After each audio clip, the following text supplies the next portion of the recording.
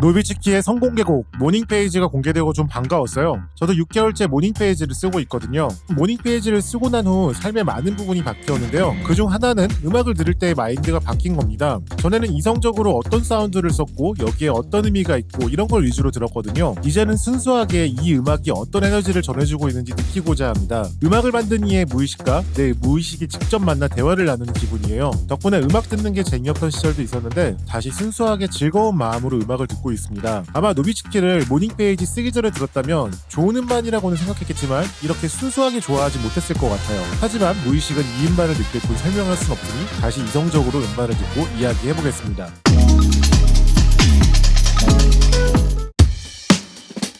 이제 많은 이가 로우파이 뒤에 힙합이라는 장르를 떠올립니다. 원래 로우파이는 90년대 얼터너티브의 유행과 함께 생긴 경향이에요. 인디록 밴드가 열악한 환경에서 포트랙 테이프 레코더와 같은 곳에 음반을 레코딩하고 만들어진 좋지 않은 음질의 결과물을 나름의 미학으로 발전시킨 겁니다. 빈지노가 인터뷰에서 좋아하는 아티스트라 밝힌 백 역시 포트랙 레코더로 시작했죠. 노비츠키의 부클릿은 90년대 로우파이 인디록 밴드를 연상하게 합니다. 멋부리지 않은 일상사진 커버, 직접 전세계를 다니며 찍은 일상의 스냅샷, 구불구불 손으로 쓴 크레딧. 부클릿을 보고 성의 없다는 분들이 계시는데 저는 스냅샷으로 구성된 여행사진집을 좋아하는 편이라 꽤 즐겁게 봤어요. 로우파이는 거칠지만 날 것 그대로가 주는 솔직함이 매력적인 스타일입니다. 개인적인 이야기를 담은 이번 음반을 표현하기에 좋은 사운드 형태라 생각해요.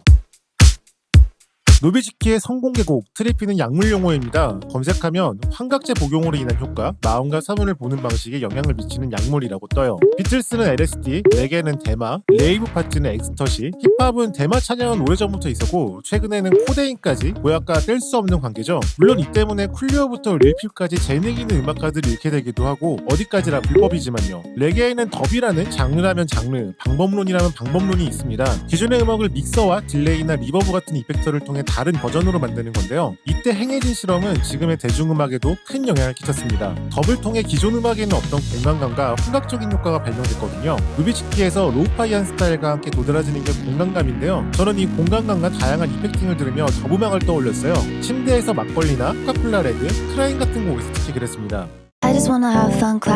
봉준호가 기생충으로 오스카에서 수상하며 마틴 스코세이지의 가장 개인적인 것이 가장 창의적인 것이다 라는 말을 인용했던 적이 있죠. 노비츠키는 빈지노가 경험한 개인적인 순간과 감정 그리고 라이프 스타일을 담은 창의적인 작품입니다. 생각보다 이게 쉽지 않아요. 대부분의 사람은 자신의 감정을 있는 그대로 바라보는 것부터가 어렵고요. 이걸 자신이 가진 기술과 감성을 통해 18곡짜리 앨범으로 완성해 사람들을 설득하는 것은 어느 정도 경지에 오르지 않으면 어려운 일입니다. 저는 노비츠키를 들으며 얼마 전 발매된 APR케미의 컴필레이션이 떠올랐어요. 스윙스는 힙합은 자기 증명의 음악이라 말하고 지금까지 씬에서 여러 차례 자신을 증명해 왔잖아요. APR케미 컴필레이션은 스윙스가 재능 있는 이들을 모아 자신의 왕국을 만들었음을 선포하는 앨범입니다. 증명이라는 건 외부를 의식하는 거잖아요. 비슷한 나이에 함께 같은 크루에 있던 빈지노는 인터뷰에서 지금 힙합씬 같은 바깥쪽으로 시선을 향하기보다 내적으로 자신을 더 들여다보고 작업했다고 밝혔습니다. 그리고 브레이크 때부터 힙합 장르 안에 갇히지 않고 다양한 음악을 하고 싶다고 얘기했고요. 외부를 의식하고 증명하는 대신 내면의 목소리를 장르에 가두지 않고 이야기하려는 거죠. 여기서 어떤 방향성이 더 옳다고 하는 건 아닙니다. 저는 둘 다 지금 필요하고 중요한 음악이라 생각해요.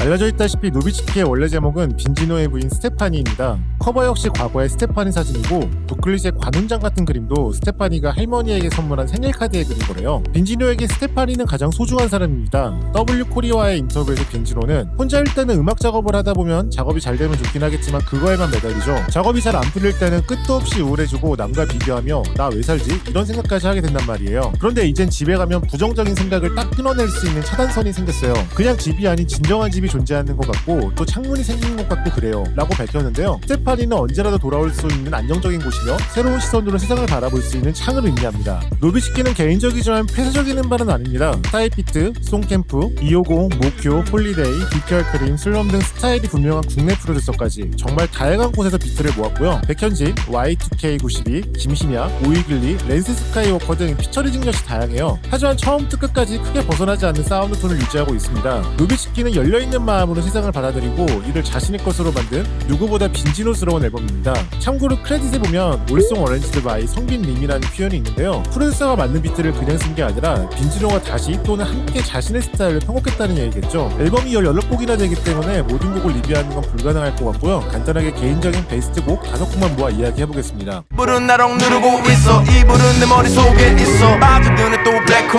두 곡을 모아 한 곡에서 다른 분위기를 연출하는 건 타일러 더 크리에이터가 자주 사용하는 방법이죠. 앨범에서도 타일러 더 크리에이터, 얼셋 셔츠 타이피트가 쓰이는 등 전반적으로 오드 퓨처의 영향력이 느껴집니다. 침대에서는 들으면 일본의 더밴드 피시만스의 곡 백비트니 노카테가 떠오르더라고요. 막걸리는 그린플로우의 소울곡 알가차를 샘플링한 곡이고요. 전반적으로 캐리비안 느낌의 곡인데 이는 다음 곡인 여행 어게인과도 잘 이어집니다. 난 마치 마이클 잭슨 한 손엔 가랭이 사이로 섹시하게 잡고 미니멀하고 쿨한 힙합 트랙입니다. 개인적으로는 스타일이 분명한 Y2K92가 이 트랙이 어떻게 어울릴까 궁금했는데 다른 곡의 피처링처럼 정말 앨범과 잘 어울리더라고요. 특히 시모의 랩은 이 감탄사가 절로 나오는데요. 시모의 랩이 최고로 잘하는 랩이다 이렇게 말하긴 어렵지만 진짜 멋진 랩이라고는 이야기할 수 있을 것 같아요. 후반부에 빈지노가 자기 개발을 비웃으며 자기는 내 밥이 언제 나올지가 제일 중요하다고 말하는 부분이 재미 포인트입니다. 전에 공개된 곡인데 앨범은 피치를 낮추고 뒤에 새로운 파트가 추가됐습니다. 빈지노가 노비츠키를 처음부터 끝까지 유기적인 앨범으로 만들기 위해 얼마나 신경 썼는지가 보이는 곡이에요. 만약 원래 버전이 여기에 껴있었다면 앨범 전체 흐름과 어울리지 않았을 것 같아요. 뒤에 추가된 피치다운된 몽환적인 연주는 곡의 주제와도 잘 어울리고요. 다음 곡 크라잉과도 좋은 연결고리를 만들어냅니다. 마너니가 노비츠키를 어렵다고 하는 이유 중 하나가 곡들이 기존 힙합의 구성과 다르기 때문인 것도 있는 듯한데요. 힙합은 탄생부터 그 어떤 음악보다 열려있던 장르잖아요. 열려있는 마음으로 들어주시면 좋을 것 같습니다. 할머니 산소 할아버지 산소 영주 어딘가에 아주 랜덤 김정미의 햇님을 샘플링한 인터로드 곡이에요. 재미있는 건 정작 한국인인 빈지노는 이 곡을 몰랐고 함께 작업한 해외 프로듀서 벤 에서가 디깅한 곡이더라고요. 오히려 원곡을 알았다면 인식하고 있던 곡이 아우라 때문에 여기에 새로운 멜로디를 입히지 못했을 것 같기도 합니다. 앨범에는 인트로와 인터로드 2개가 있는데 18곡이나 되는 앨범에 좋은 길라잡이 역할을 하고 있어요. 특히 산소 인터로드는 앨범에서 가장 감성적인 곡인 체인지로 가는 길에 좋은 환기가 되어줍니다. Y2K 순풍 산부인과 연애가 중계 한바 들으면 많이 먹먹했던 곡이에요. 빈지노 가사는 눈에 그려지듯 회화적인 연출을 잘하죠. 저도 아버지가 집을 나가고 어머니가 일을 하게 된 후 집에서 TV를 보며 어머니를 기다리던 기억이 있거든요. 빈지노가 처음 열거하는 TV 프로그램도 다 제가 봤던 프로그램이고요. 제 인생에서 가장 쓸쓸했던 기억 중 하나인데요. 이게 개인적인 이야기의 힘인 것 같아요. 사람 사는 게 생각보다 비슷하거든요. 개인적인 이야기가 오히려 그 어떤 이야기보다 보편성을 가지게 되는 경우를 할 수 있습니다. 포크트로니카처럼 연주보다 샘플처럼 쓰인 기타 사운드와 엉뚱한 훅이 앨범을 듣다 곡에 퉁덩 빠지지 않게 하는 요소처럼 보여 더 좋았습니다. 그 외 DPR 크림의 레이어를 쌓는 프루신과 빈지노의 공격적인 가사가 인상적인 모네, 군대에 다녀온이라면 공감할 수밖에 없는 가사와 목표의 감성적인 프로듀싱이 잘 어울리는 캠프, 대중적으로도 큰 인기를 얻을 수 있을 것 같은 펑크 트랙 샌드맨, 그리고 CD에만 수록된 시잼의 너무 아름다운 싱잉랩을 들을 수 있는 트레인까지 좋은 곡이 너무 많아 다 이야기하기 어려운데요. 근데 그 좋은 곡들이 앨범으로도 잘 구성되어 있어 통째로 들었을 때 더 큰 힘을 발휘합니다. 오랜만에 정말 오래오래 들을 만한 앨범이 탄생한 것 같아요. 저는 노비츠키를 카스트 테이프로 듣고 싶더라고요. 앨범의 사운드가 카스트 테이프의 특성과 잘 어울릴 것 같아요. 바이닐은 분명 나올 테고 바나에서 카스트 테이프 발매도 해줬으면 좋겠네요. 지금까지 레카로 위장한 고급 음악 문화 채널 사람들은 왜 하박국이었습니다. 구독, 좋아요 버튼을 누르면 더 많은 고급 정보를 얻을 수 있어요. 감사합니다.